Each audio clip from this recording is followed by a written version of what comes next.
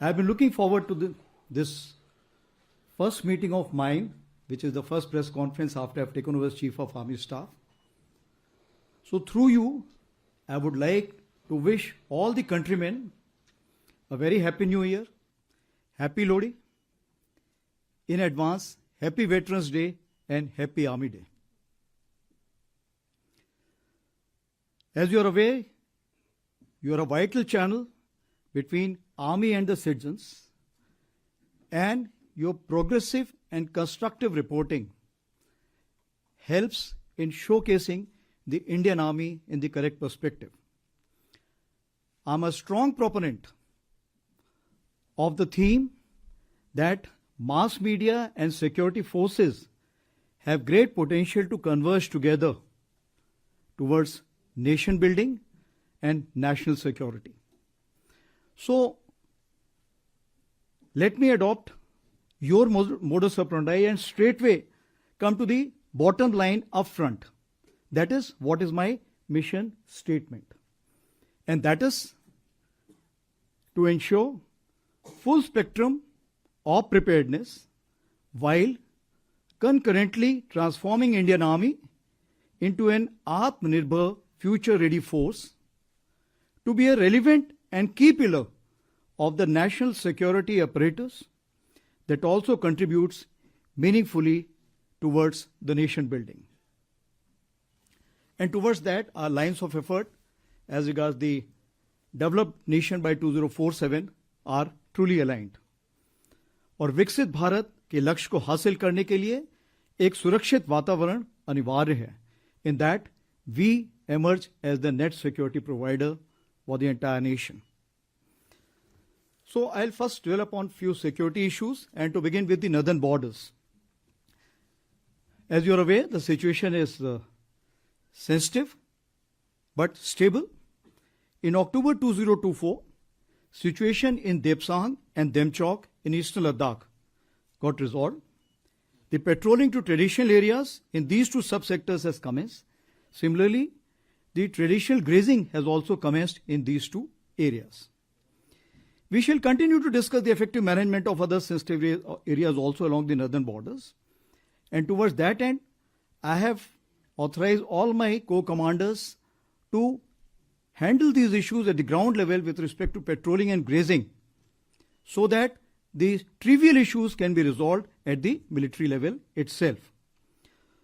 Own deployment along LASA is balanced and robust. We are well poised to deal with any situation.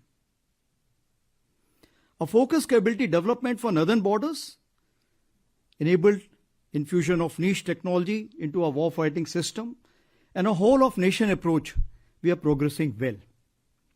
हमारी प्राथमिकता है सभी agencies की सहभागिता, बॉर्डर इंफ्रास्ट्रक्चर को और मजबूत बनाना है. Coming on to J&K, situation is firmly under control. On line of control, ceasefire, which is effective from Feb 2021 after the DGMO's understanding, is holding on. However, the terror infrastructure across remains intact. Infiltration attempts continue, including from the IB sector or so many other avenues which are available, along with drone attempts to smuggle warlike stores and narcotics. In hinterland, in recent months, increased terrorist activities was seen in North Kashmir and Doda-Kishtwar belt. Our CT grid there has been reinvigorated and tempo of kinetic ops has been enhanced. Past year, 60% of terrorists eliminated were of Pakistan origin. As of today, whatever is remnant in the Valley and Jammu area, we feel that around 80% or more are from Pakistan origin.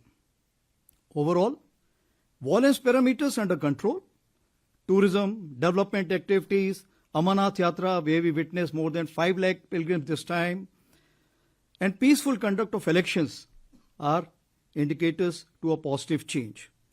So the theme of terrorism to tourism is gradually taking shape. Regards Northeast, overall situation in Northeast is gradually improving. In Manipur, Synergized efforts of security forces and proactive government initiatives have brought situation under control. However, cyclic incidents of violence continue. शांति और सद्भाव स्थापित करने की दिशा में ठोस प्रयास जारी हैं. Various NGOs and our veterans too are reaching out to the community leaders to give effect to a kind of a reconciliation. Along Indo-Myanmar border, enhanced surveillance and domination is in place. That is to insulate from spillover of turbulence which is taking place in Myanmar as of now. Fencing is a significant step, and we have started to commence a new progress towards this end. As far as humanitarian assistance and disaster relief is concerned, based on the experience gained in 2024, we have specifically earmarked rupees 17 crore for upgrading of our QRTs and QR medical teams. Besides, we have taken a decision to create 17 bricks of HADR, that is humanitarian assistance and disaster relief, as we realize that at places our columns reach, but the resources to provide kind of a rescue operation are not available. Towards that end, we are creating these 17 bricks. It is pan-India. As far as northern borders are concerned, since we have a pan-northern front presence, so Army will play a first responder role, and we will not await any request from the state. We would be reacting on our own to make sure that maximum people can be rescued wherever any disaster relief has to be carried out.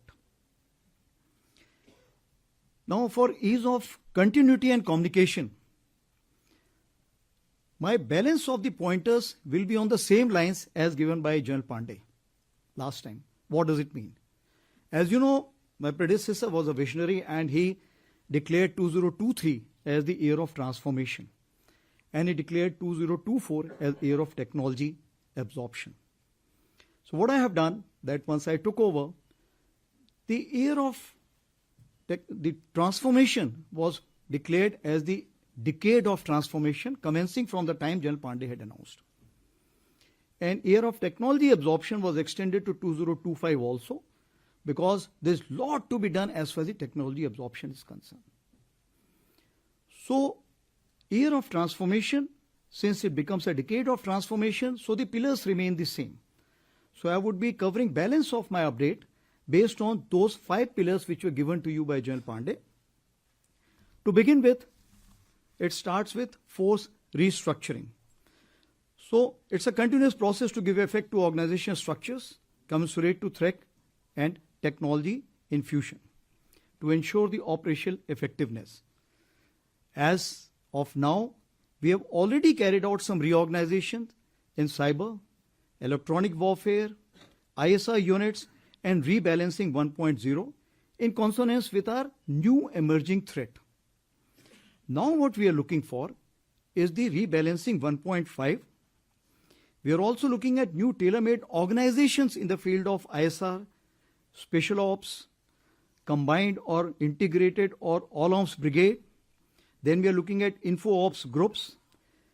We will also be looking at raising of some combat units or the headquarter, and some de novo organization based on the emerging technology, for example, MUMT, that is manned unmanned teams.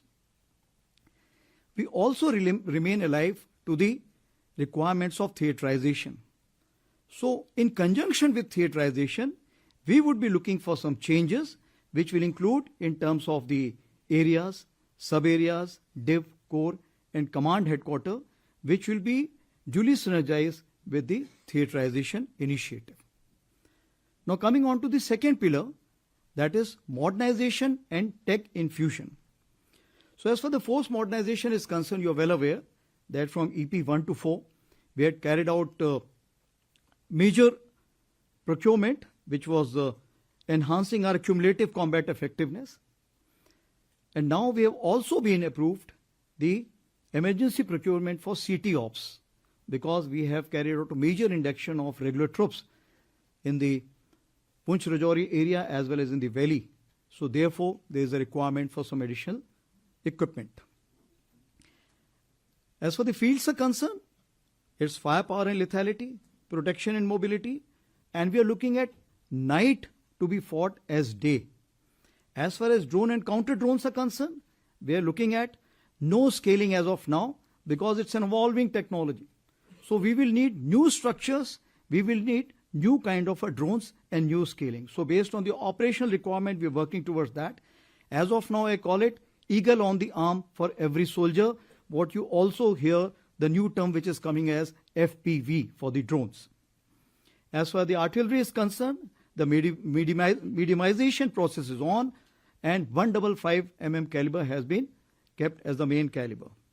As far as the mechanized platforms are concerned, we are on our path for modernization with respect to the FRCV, FICV, light tanks and wheeled AFVs. Aviation, LCH induction has already commenced. As regards the loiter and precision munition is concerned, I must give the credit to the domestic industry that which was a far-sighted thing is now seeing the light of the day and we are able to kind of orders from the Indian industry developers. I will also cover the technology infusion here. As I told you that year of technology absorption 24-25, both years have been given the same name. So what are we looking for in this? Firstly, we are looking for that upgrade and mass the human resource, including the tactical commanders to become the techno commanders because they are the decision makers. And if the decision maker is alive to the technology, the technical people will be finding it more easier to sail through. As far as our MTech is also concerned, that has increased by 30%. Similarly, the NDA syllabus which has been concerned, which is undergoing a major change and probably by year 26 we should be able to see that on ground. Similarly, our promotion examinations, courses of instructions, the technology aspects have been just double. While doing this, we have also gone in for collaboration with experts in other ministries, academia, industry, and we are also aligning with the national technology missions. There are 16 technology clusters which have been identified by the Indian Army, which has already been there in the news for quite some time, with fixed responsibility and fixed outcomes. As for the data harmonizing is concerned, for artificial intelligence, it is most important, and we are working together on this issue. I must also say that this is the first year where we have gone in for multi-domain operations, operational discussions, independent of op discussions which we carry out. This is based on the front basis on the both sides. And why it is more important? Because this time we included the subject matter expert from whole of the nation and also the veterans. So we had from CERT India, Cyber, and all those representatives from the ministries came in and took participated in this.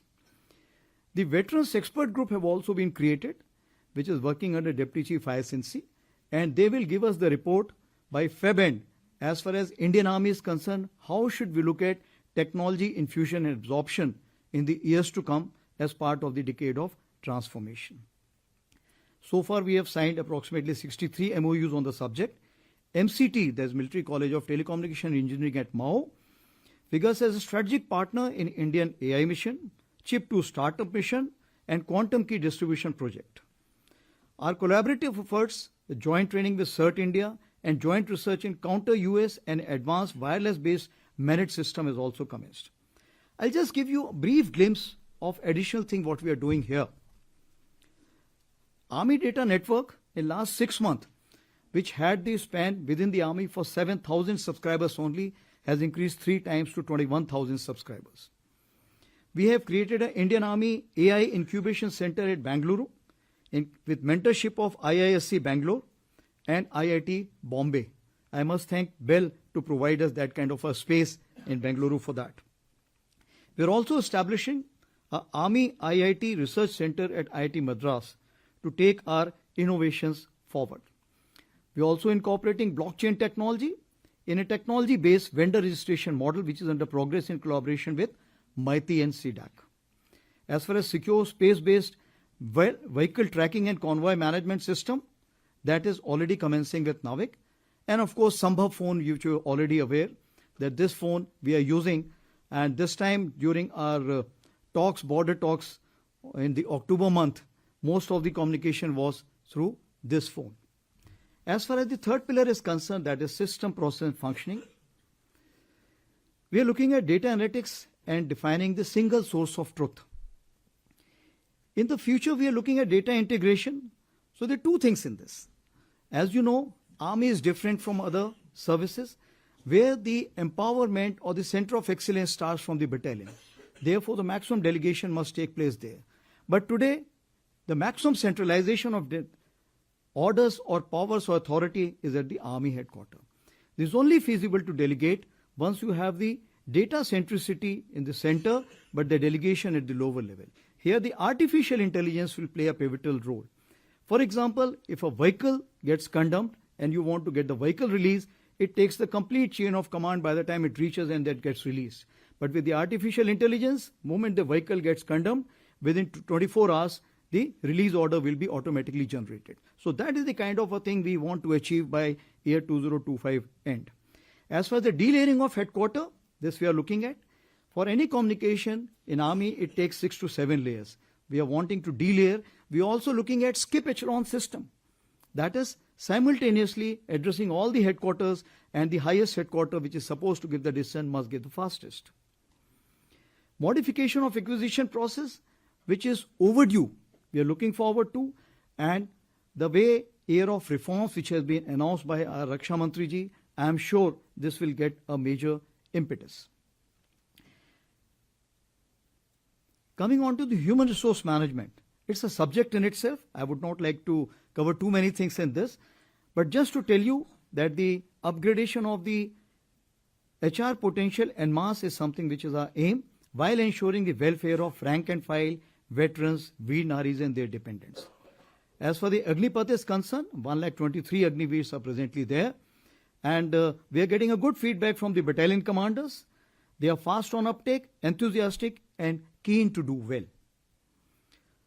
As far as the SSB is concerned, you are well aware that the SSB reforms have been undertaken, and today we have increased our intake, which was 1300 per year in 2022 to 1900, which is projected in 2024. So that is the kind of officer intake which we are ensuring by carrying out some reforms in the service selection board. As for the women officers are concerned, we are doing a remarkable job in the field. Presently, we have 1732 women officers serving with us, and we have approved a study to increase this number to 2037. In other ranks, we have approximately 310 women soldiers, and we are looking forward to more. During the question answer session, I will take on as far as the progress on this side is concerned. About women empowerment, all women's skydiving display team of Indian Army shall be raised in 2025. That's our endeavor. You'll be happy to note that the recruitment in Territorial Army has commenced again. And this time we have delegated this to the commanding officer for first 30% so that the recruitment can take at the fastest possible pace. Institution of an Army Subedar Major. This is something to connect Jawans directly with the Army Chief. So wherever I go, the Army Subedar Major accompanies me. When I am taking a briefing in the higher headquarters, he is meeting the JSUs and men of that. And also, this has been now given out for the commands also.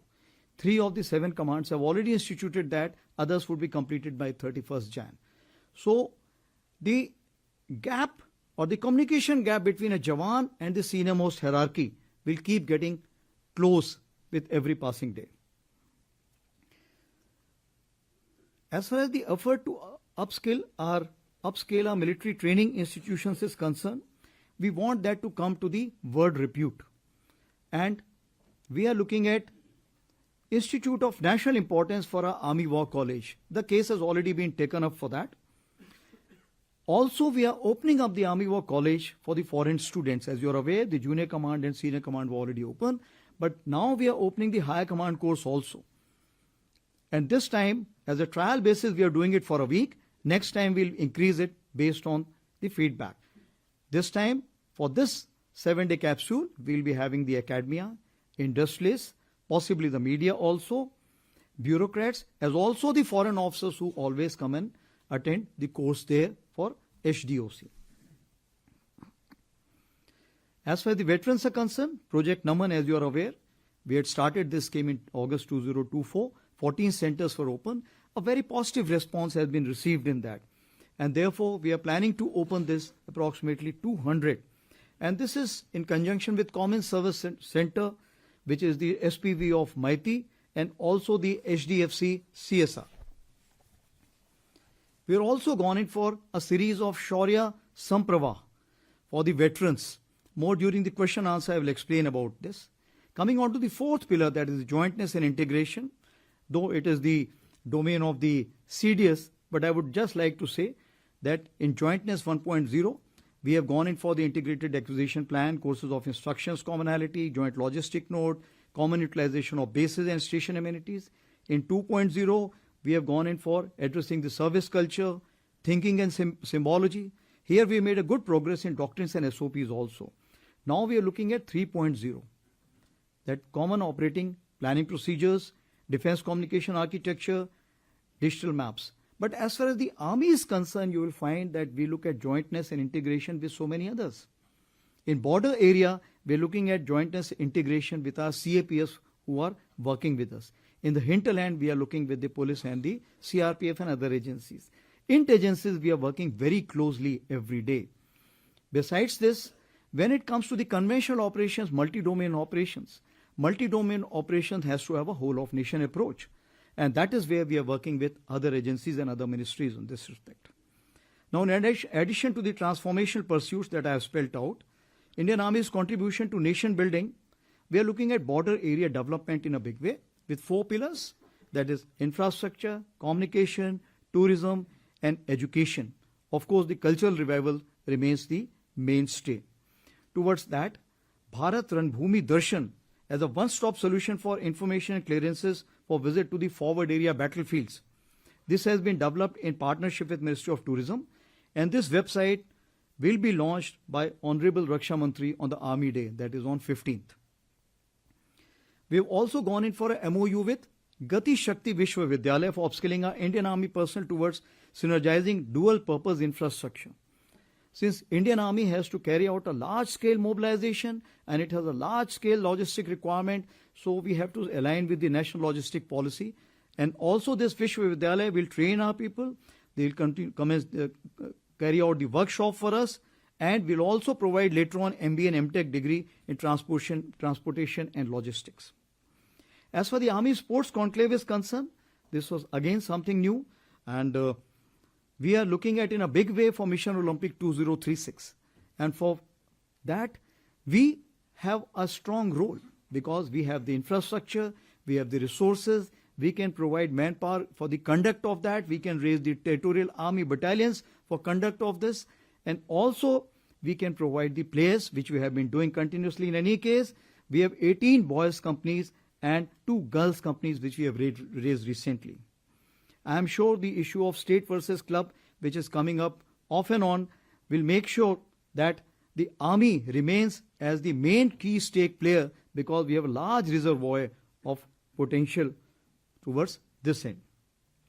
As far as the Army Paraplegic Node is concerned, this has also been now declared as a National Center of Excellence, for which around 60 crore has been given by the Ministry of Social Justice and Ministry of Youth Affairs. Gomti River Eco Task Force, as you are well aware, has been raised on 1st of Jan.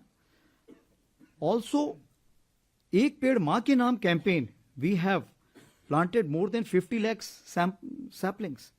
There are 3 world records also we have created in Jaisalmer. As you are well aware, this has already been covered in the Man Ki Baat, which is most saplings planted by a team in 1 hour, most saplings planted by women, that is 25,000, and so on and so forth. We are also going on to carry out a discussion with Ministry of Environment, Forest and Climate Change for the afforestation drive carried out by us. So what does it mean? That there is a requirement for us to look into the green credits.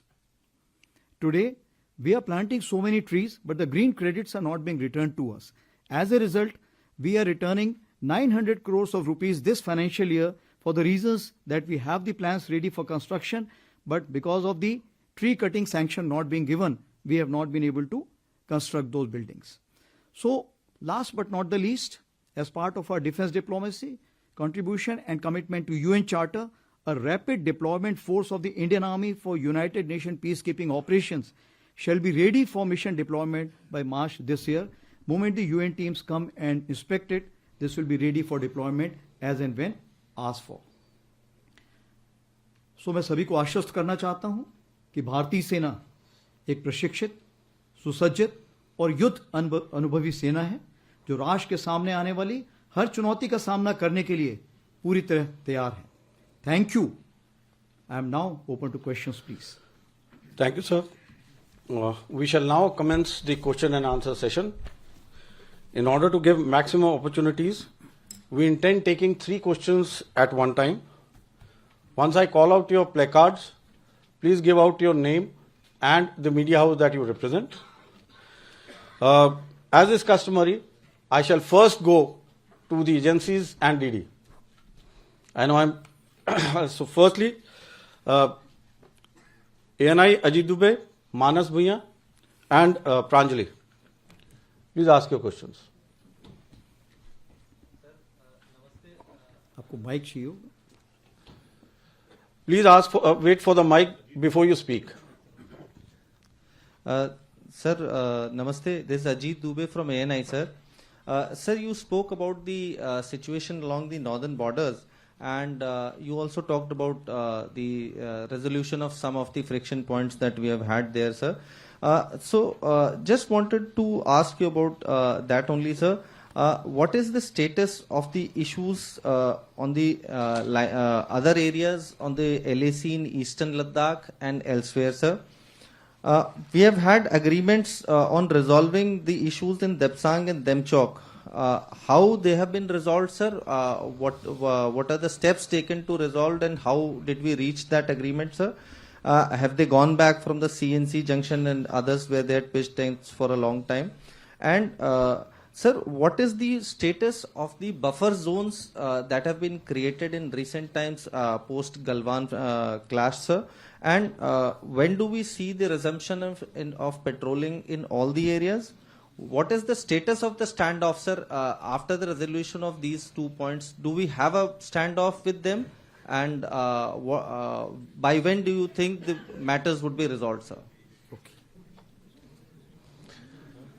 Okay. Please avoid too many questions at one time. Otherwise, others will not be able to ask. Okay, second question. Manas. Yeah. Udar.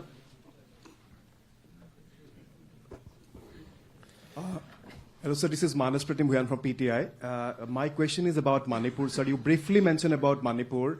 I would like to have your, overall perspective on Manipur. There have been criticisms that, in fact, there is lack of coordination among the agencies involved in controlling the situation there. And there is an external dimension also to the Manipur situation. Various rebel groups have captured many crucial Myanmarese towns in Myanmar. So is it impacting the overall security scenario along the border with Manipur? Thank you, sir. Yeah, Pranjali. Either.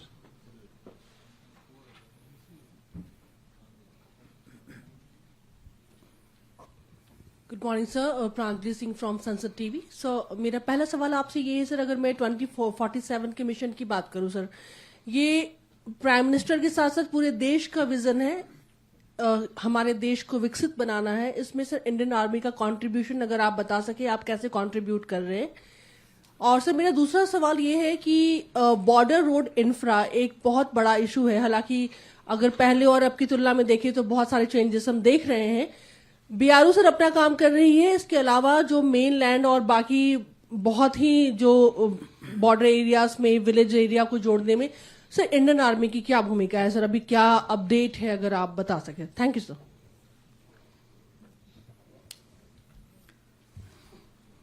I think in these 3 questions there must be about 13-14 questions. So let me see how I can fit in all. So Ajit ji, you have asked me basically the status of issues along the LAC. So I will repeat the same word. It's stable but sensitive, point number 1. So what does it mean? that there have been series of meetings. Firstly, among the ministers, even the Prime Minister has met the Chinese head. Similarly, the meetings have taken place at the level of the Corps Commander. As you are aware, the 22nd SHMCL took place on 21st October, which finished. Thereafter, 5th December, we had the WMCC. Then 18th December, we had the Special Representatives meeting. Now coming on to the Depsang and Demchok. As you are aware, April 20 onwards, that both sides had moved forward and stopped the other side from going to the traditional areas where they were carrying out the patrolling. So what has happened in this disengagement, that both sides have agreed to go back to the areas where both sides feel, okay, this is where we used to come for the traditional patrolling. So that has been agreed upon and both sides have fell back. As far as the verification patrolling, 2 rounds have already been completed by both the sides over a period of time, and both sides are quite satisfied about it. Similarly, as far as the grazing ground is concerned, those grazing grounds also been now mutually agreed upon, those have been agreed, and the graziers are being allowed to go. Earlier we were not allowing them to go because we did not want any kind of inadvertent aggravation of the situation. The second question which you have asked is about the buffer zone. Let me tell the House that there is nothing called as buffer zone. When you carry out a kind of a negotiation, then you look at what can be solved immediately, what will take some time to resolve. Where you feel that the nature or the degree of violence can be high and the fuse is short, what happens? You create some distances. So when we carried out these kind of negotiations over a period of time, some places we declared as a temporary moratorium. It means that both the sides will remain back and will not go to the common areas because we still feel that if we meet at those places, the violence level may go high. So that is the terminology which is used as far as the temporary moratorium is concerned. Status as far as standoff is concerned. Now what we have to see that what all has changed from April 20. If you look at, has the terrain been doctored over a period of time? Yes. Both sides have doctored the terrain. Have both sides carried out the billeting construction? The answer is yes. Both sides have carried out some stocking, deployment? Yes. So therefore what it means that there is a degree of standoff. Now once you have changed all this situation after April 20, so the trust between the two countries has to have a new definition. Therefore, there is a requirement for us to sit together and thereafter come to a broader understanding that how we want to kind of calm down the situation, restore the trust. So we are now looking forward for the next special representatives meeting which should take place and also the WMCC, and based on the guidance given from that, we will be moving forward. Your related issue was that what is happening along the complete front. So as I have told you that the Corps commanders have been now delegated the powers to resolve the trivial issues or the minor frictions so that they don't kind of later on become a big issue. So if they can be resolved at the lower level, that is being resolved. The timelines, I can only say that India has adequate strategic patience. Coming on to the second question, that is Manas had asked for Manipur. Overall perspective. The overall perspective as of today, that yes, there are, if I can say that, affiliations, and the tribal affiliations have taken a strong line. But we have to work as a whole of nation approach to make sure that the reconciliation must take place. And I'm very hopeful with the new governor who has gone there, the step towards this would be taken. As far as the lack of coordination is concerned, which you have brought out, I just wish to assure you there is absolutely no lack of coordination, But we have to understand that which side is where. When this problem occurred in May 2023, the police from various communities, it was very difficult for them to go to the different community area. So thereafter the DGP had issued the orders that you go to the nearest police station to whichever community you belong to, so that at least you take on those duties. So once you take on those duties, you will find that Indian Army, Assam Rifles and the other CAPFs, we have to coordinate with those people in whichever area they are. So it's not a lack of coordination. Rather, these three agencies are the only one which are able to provide the coordination as of today. As far as external dimensions are concerned, external dimensions cannot be ruled out. It's all over the media. So I'll just leave it at that. Now what happens as far as the Myanmar side is concerned? Since there is some activities taking place on the Myanmar side, and it is claimed that the rebel groups are fighting with the Myanmar army or the Tatmadaw. As a result, there is a migration which is taking place, or the influx of refugees which is taking place. Even there was a time when the soldiers from the other side had walked up this side. We have made sure that all those who are coming here should be treated as refugees, and due respect and consideration and harbour should be provided to them. As far as the situation on the other side is concerned, if there is no support to the VBIGs, then what happens? These people are also moving in. Therefore, some kind of a surrender is taking place. Some kind of an induction is taking place where people are coming back and we are disarming them and allowing them to go, and thereafter police is looking after those people. As far as our connect with the Myanmar army is concerned, I just wish to assure you that the connect is complete and we are interacting with each other in due harmony and making sure that the exchange of information and support which is required in terms of intelligence is provided from both the sides. Coming on to the third question which has been given out is 2047 Viksit Bharat. So as you have seen that as far as we are concerned, we are looking at decade of transformation. And why I went about explaining it, because when you see the Viksit Bharat, or even if you look at year of reforms, you'll find there's a major synergy towards that. Let me give you a few examples. When we talk about nation first foreign policy and national security, what it means, the defense diplomacy and the deterrence which is required for any nation to kind of guard its border and ward off the adversaries.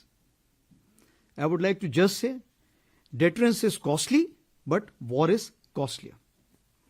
As far as the global economic powerhouse, Indian Army's indigenous consumption as far as weapons, equipment and other things is concerned, we provide a stamp of approval. Once we provide this stamp of approval, the defense domestic industry thereafter gets a flip. And if we are talking about 21,000 crores today, Raksha Mantri is already announced by 2030, we are looking at 50,000 crores as the defense export target. And as we are the biggest consumer, we are also the biggest advertiser of these weapons and equipment. As far as the infra development and speed and scale is concerned, we are working in close synergy with PM Gati Shakti and border area infrastructure which has been brought out. Here itself I will cover the border area infrastructure, that we have the Empowered Committee on Border Infrastructure headed by the CAPSEC. And this committee is working in a very, very aggressive manner. Recently, for 22,000 crores, sanction was given for the northern borders infrastructure development, including few tunnels. Besides, when we had the GLOF for Sikkim, as you are aware, that Sikkim suffered that glaciated outburst, that is the time this committee met and immediately authorized the money to BRO and other agencies to make sure that the recovery becomes that much faster. So I wish to assure you that as far as the planning and sanctions are concerned, that is fastest. Coming on to the BRO is working hard, but now the time has come, the aspiration of the Indian Army is manifold, many times what BRO can provide. Therefore, we are reaching out to the other agencies, which are whether railways or National Highway Authorities, NBCC, and others, and we are trying to get them into the fray so that our infrastructure development along the northern borders should be 3 to 5 times of what we are able to do as of now.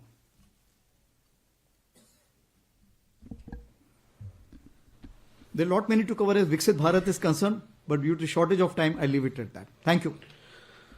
Right, ladies and gentlemen, I'll request you to limit yourself to one question and ask no sub-questions so that we have a wider participation. All right, we have 51, 26, 94.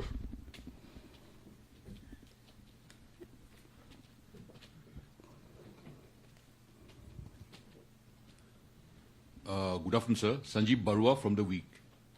So we have been hearing a lot of talk ever since 2019. The Himgiri exercise was also held. I'm talking about the integrated battle groups. So what is the status now? Has the plan been dropped or still much in the making?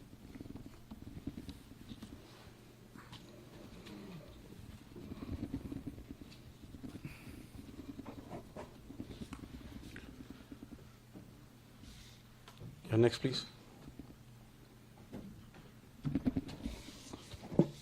Good morning, sir. Ajay Banerjee from the Tribune this side.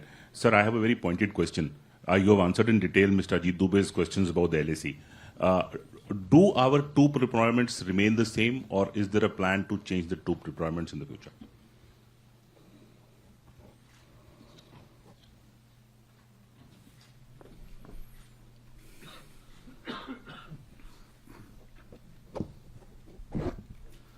Sir मैं मंजीत नेगी हूँ आज तक से। आपने कहा कि जम्मू कश्मीर में अभी भी 80% जो आतंकी हैं वो एक्टिव हैं। नॉर्दर्न आर्मी कमांडर के तौर पर और सेना प्रमुख के तौर पर हमने देखा कि जम्मू कश्मीर में अभी भी बड़ी संख्या में सेना के साथ घुसपैठ की घटनाएं पिछले 1 साल में देखी हैं। 70 से ज़्यादा आतंकियों को सेना ने मारा भी है। आपको इसके पीछे क्या बड़ा कारण नजर आता है कि ये घटनाएं अभी नहीं रुक रही हैं? क्या सीधे तौर पर पाकिस्तानी सेना इसके लिए जिम्मेदार है या कोई और कारण आप देखते हैं?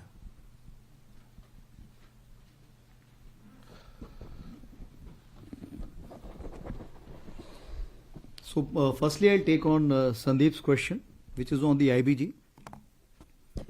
As you're aware, IBG, what we are working out is basically restructuring a particular strike corps. Now, when we look at it, it has some financial implication. Also, it has implication in terms of equipping as well as the human resource. It has taken a long period. It is in the final stages. And we are hopeful as of now, as I speak to you, the presentations have been given to in the MOD of all the decision makers, the presentations have been given. Few queries have been raised. We are hopeful because this is the first special purpose vehicle as far as the restructuring is concerned. And if it goes through, others will also follow suit. Timeline is difficult to give because wherever the bureaucracy gets involved, it will take time. But we are hopeful by year 2025, we will either create this IBG or we will cancel this project completely. Coming on to the next question. Ajay has asked questions about the troops deployment along the northern front. Like I told you, that troop deployment is directly dependent on the trust factor. And tangentially, I had told you about the capabilities which have been created. And troop deployment or the infrastructure development is dependent on the capability on the other side, not on the presence of troops on the other side. So as of today, the capability entails that we should continue to maintain this kind of a troops. We have two kinds of deployment called as summer deployment and winter deployment. Definitely during this winter deployment, the number of troops come down. So therefore, at least in the winter strategy, we are not looking forward to any reduction of troops. When it comes to the summer strategy, we'll take a review based on that time, how many negotiations, conferences and meetings have taken place. Based on the indications and assurances, we may like to review at that point of time. The third issue which has been brought up by Manjeet, as far as the J&K is concerned, that the violence level is not reducing. Here I would like to just say that the violence level is being orchestrated by the epicenter of terrorism, that is Pakistan. If it is so, is the word helping us in kind of controlling this epicenter in any way? If the support is not forthcoming the way India is looking at, this kind of a terrorist infiltration will continue to be there. However, as of now, we have inducted 15,000 additional troops in year 2024. And that is why you will find that the violence level has gone down, where we have been able to neutralize 73 terrorists, out of which 60%, like I told you, were Pakistan terrorists. The elections, if you see, the elections, the parliamentary elections, state assembly elections, both had nearly 60% plus minus voting. It means that as far as the local population is concerned, local population is going with the peace. The recruitment was only 4 for year 2024. That is negligible. So all the indicators which are there saying that the people of J&K are shunning violence, and this violence is completely being orchestrated by our Western adversary. We can move on to the next one.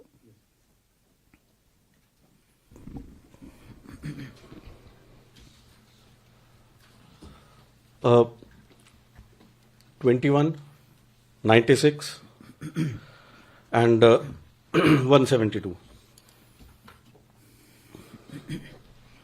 Good afternoon, sir. Rahul Singh this side from Hindustan Times. Sir, my question relates to this recent assessment by a senior general on the performance of women officers in the army, specifically limited to the Eastern Command. You said they are doing a remarkable job.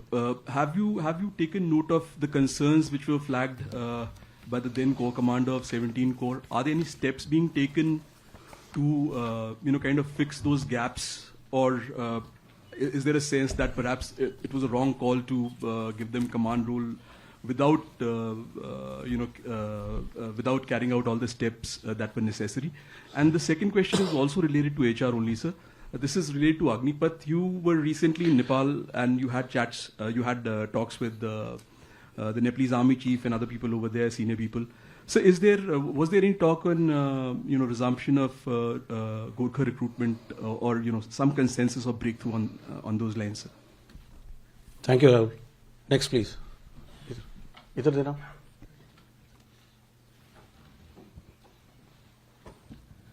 Sir Rajiv Ranjan NDTV से मेरा सवाल ये कि अभी हाल ही में sir आपने कहा कि जो फौज में आना चाहते हैं वो वेतन के लिए नहीं वतन के लिए आए। सेना पहले से ही अपने लोगों को काफी अच्छा ख्याल रखती है, सुख सुविधा की बात करें, इवन रिटायरमेंट के बाद भी। तो सर ये चीज कहने की जरूरत आखिर क्यों पड़ी थी, इसके पीछे क्या सोच है sir?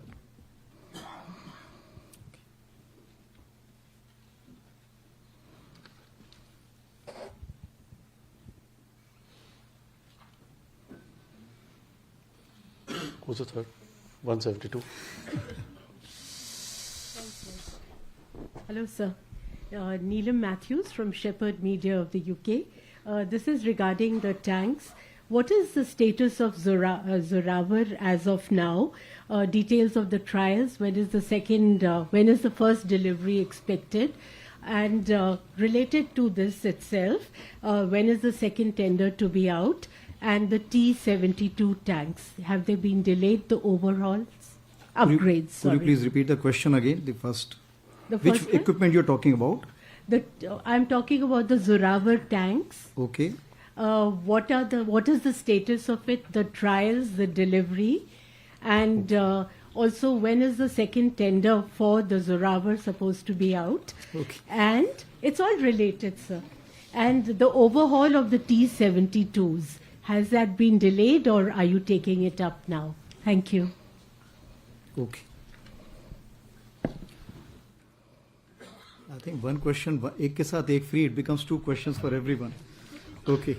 So, as far as Rahul, what you have asked for the women officers, Firstly, General Puri, the letter which got leaked out shouldn't have got leaked out. A court inquiry has been ordered about it. It's a perception. It's his perception. He has all right to give that perception and comment. It's an internal communication. Now, what we have to see that when we made them commanding officers, what were the situations?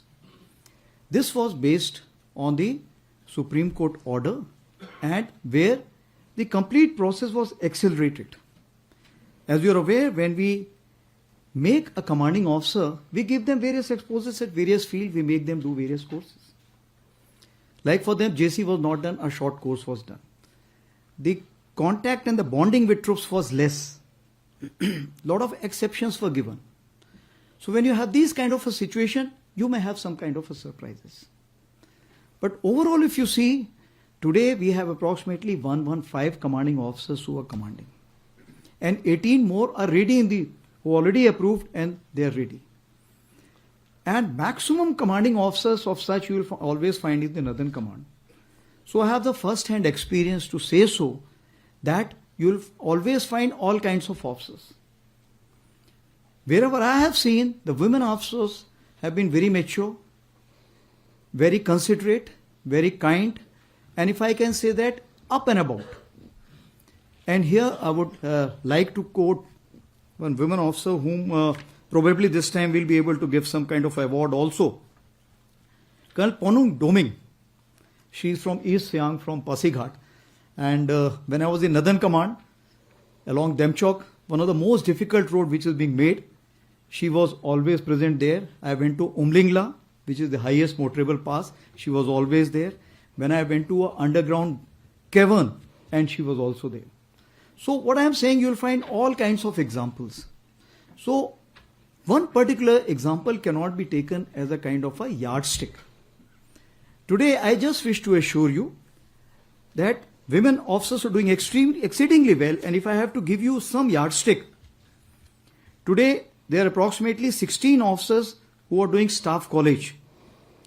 The women officers who are pilots in the aviation branch also, RT, you are already aware, we have already started.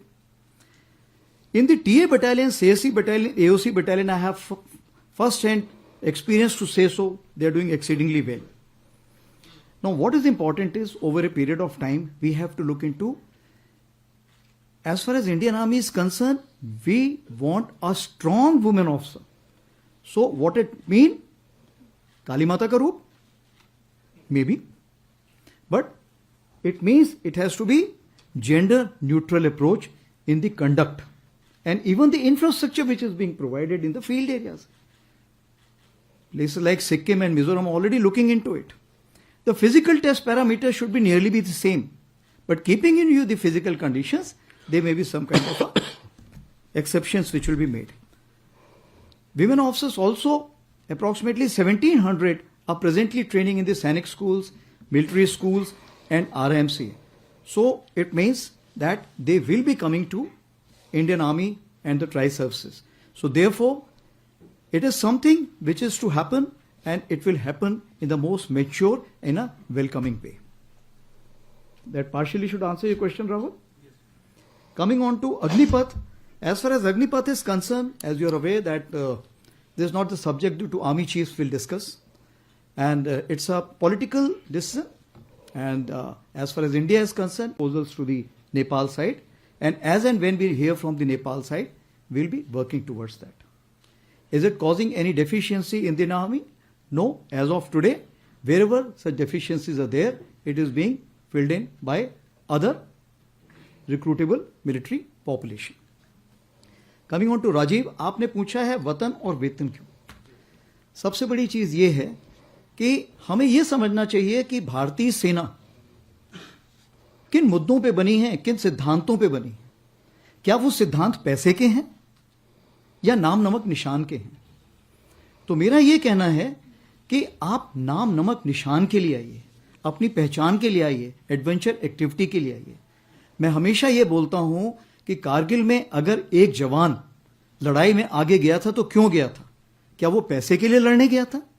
वो अपने साथियों के लिए लड़ने गया था, अपनी battalion के लिए लड़ने गया था, अपनी मिट्टी के लिए लड़ने गया था। तो मेरा सिर्फ यही कहना है कि आप आते हैं तो सिर्फ पैसे के लिए मत आइए, आप हमेशा इन मुद्दों को भी साथ में लाइए और ये आपके अहम मुद्दे होने चाहिए। अगर आप इन मुद्दों के साथ आएंगे तो आप सबके साथ में शरीक होंगे, सुख दुख में शरीक होंगे और आपकी टीम के पार्ट बनेंगे। अगर आप वेतन के लिए आएंगे तो आप अपने आप टीम के पार्ट नहीं बनेंगे और हमें आपको अपने सिस्टम से अलग करना पड़ेगा। तीसरी बात मैडम मैथ्यू ने पूछी है जोरावर लाइट टैंक के बारे में। तो as far as Zorawar light tank is concerned, you are aware that we are looking at approximately 354 tanks to begin with, and in Jan 2023 we had given the AUN for that. An expression of interest was given in April 23, and it was amounting to approximately more than 70,000 crores, 17,000 crores. So as of now, we are looking at 295 as part of Make 1 and 59 as part of the DRDO initiative. As you are aware that few veterans have joined hands together, and we have seen glimpses of this light tank, so-called Zoravar, making rounds. There's already been to the high altitude carried out some trials, and I spoke to the DG of DRDO who is dealing with this subject. As of today, when we speak, it is making its journey back to Chennai. And after the kind of a improvement which have been suggested during these trials, we will see the new version, and thereafter we'll carry out more trials on the subject. And once this finishes, I am sure for the balance also, the orders will follow. Thank you. Sir. Oh, sorry. As for the T-72 is concerned, yes, slippages were there. But you have to see, when the corporatization was taking place, PSUs were not sure how to handle this situation. So what we have done, like I told you, that PSU is also our responsibility. Corporatization doesn't mean that we have given up our responsibilities. So we have sat down with them, worked out with them. And if I can say that today AVNL has enhanced its overall capacity from 120 to 150, and they've assured me that this capacity will be increased to 200 tanks per year. Similarly, we also have the army-based workshops. They are also carrying out a phenomenal work, and 2 base workshops have been nominated to carry out this overall. And you'll be happy to know that in Delhi, we had recently launched the overall of even T90 is being carried out. So I can just assure you that situation is under control. Of course, when the change takes place, initially, first step is the most difficult. That step we have overcome. So now the pace of or the transformation which will be much, much faster. Yeah. Well, I had noted it last time when you had raised. So 17, 107 and 97.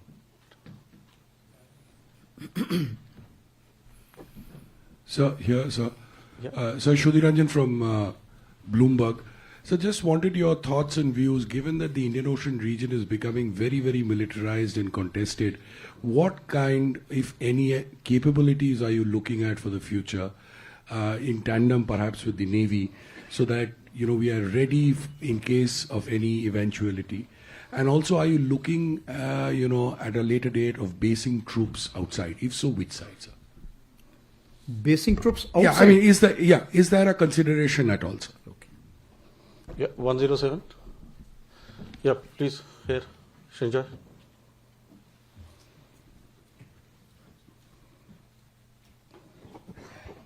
Sir, times now. Srinjoy Chaudhary. Yeah.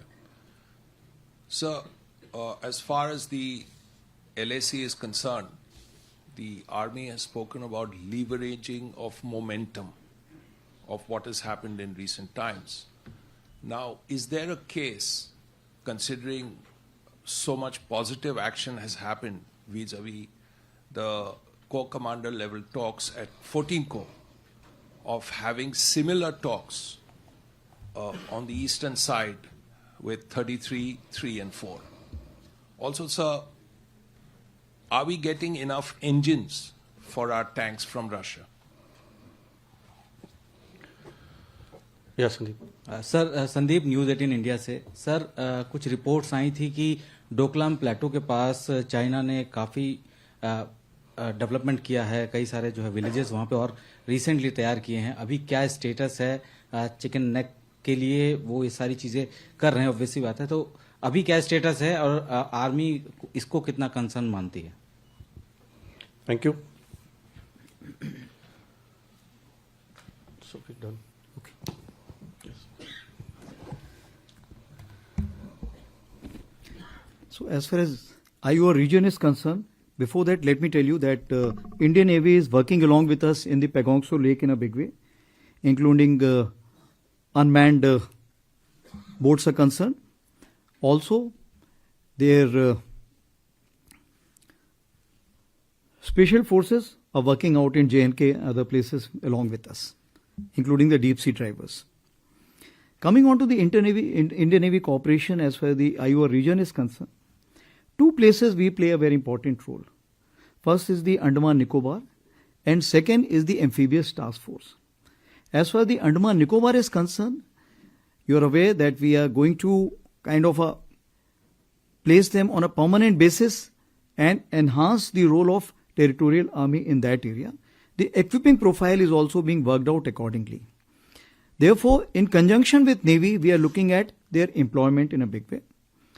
Coming on to the Amphibious Task Force, which is there as of now, we are exploring that how to make it permanent in terms of Amphibious Task Force, which should remain dedicated, whether on the lines of RR or in the lines of permanent regimentation, so that their specialization or the expertise remains with them. As of now, you are aware that the battalions keep getting turned over.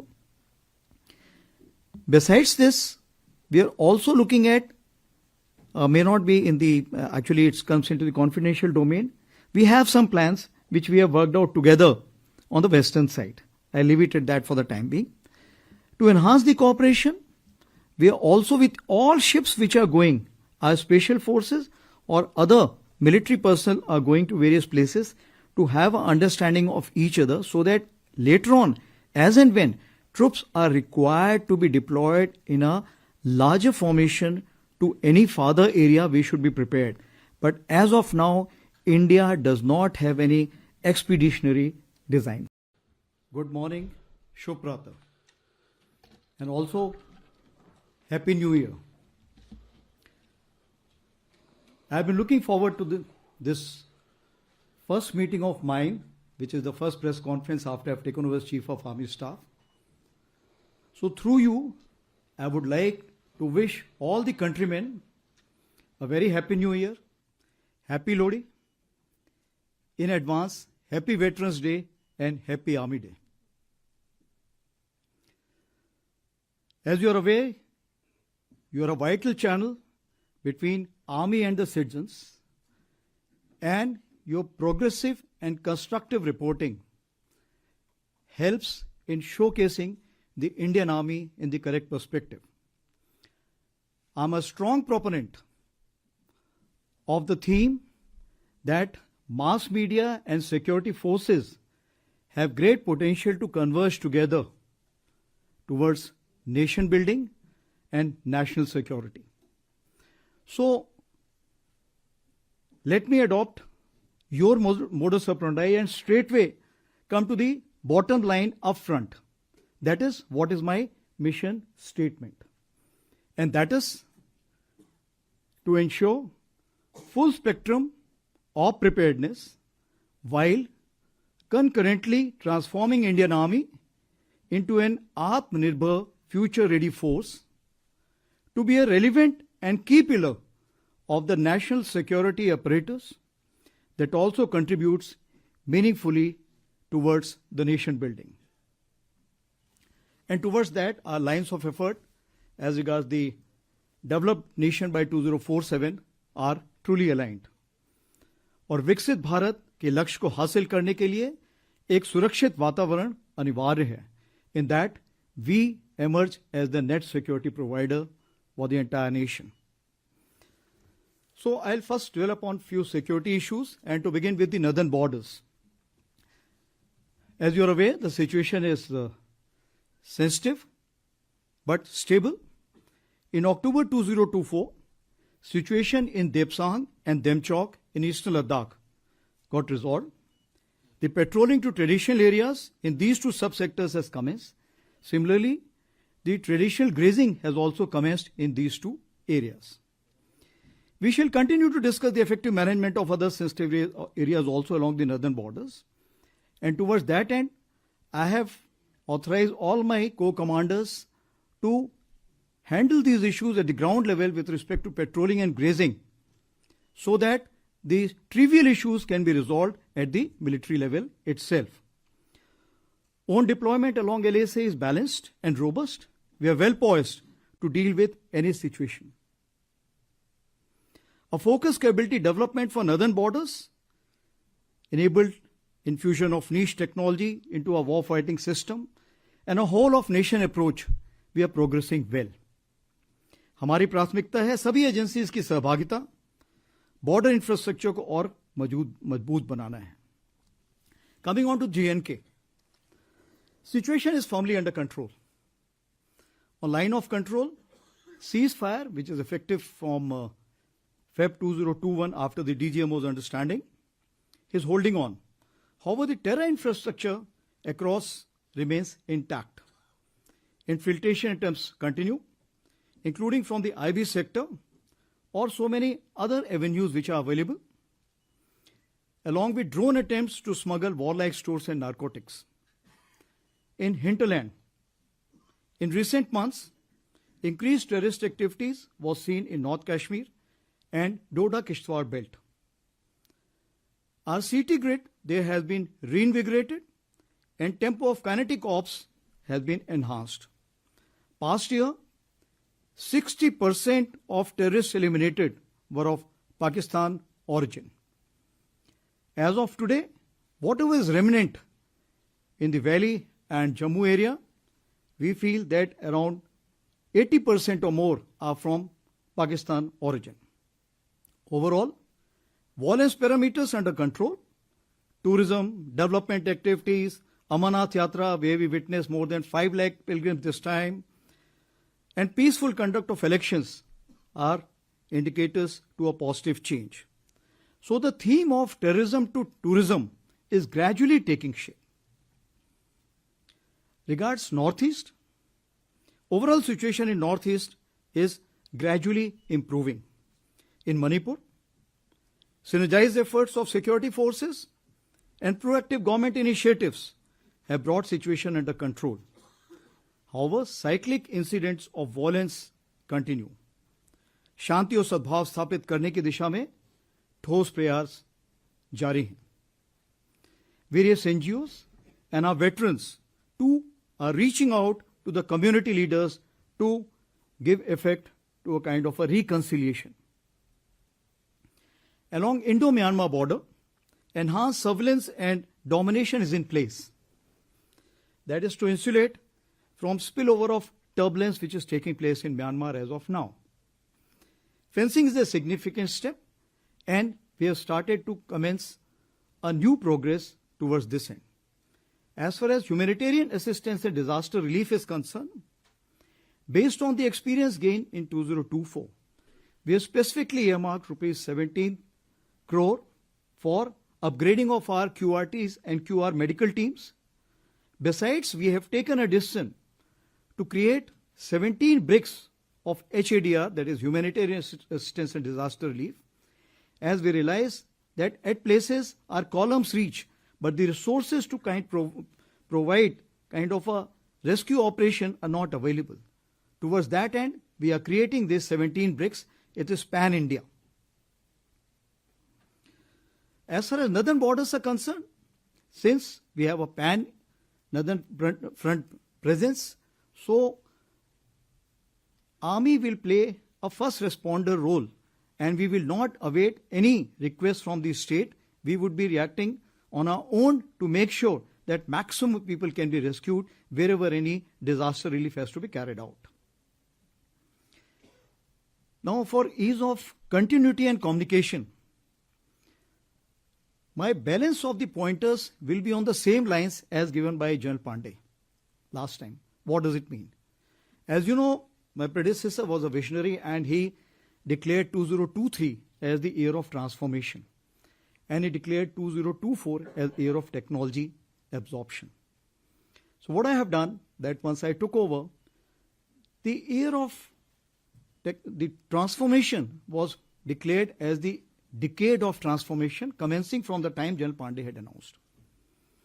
And year of technology absorption was extended to 2025 also, because there's a lot to be done as far as the technology absorption is concerned. So, year of transformation, since it becomes a decade of transformation, so the pillars remain the same. So I would be covering balance of my update based on those 5 pillars which were given to you by General Pandey. To begin with, it starts with force restructuring. So it's a continuous process to give effect to organization structures commensurate to threat and technology infusion to ensure the operational effectiveness. As of now, we have already carried out some reorganization in cyber, electronic warfare, ISR units, and rebalancing 1.0 in consonance with our new emerging threat. Now what we are looking for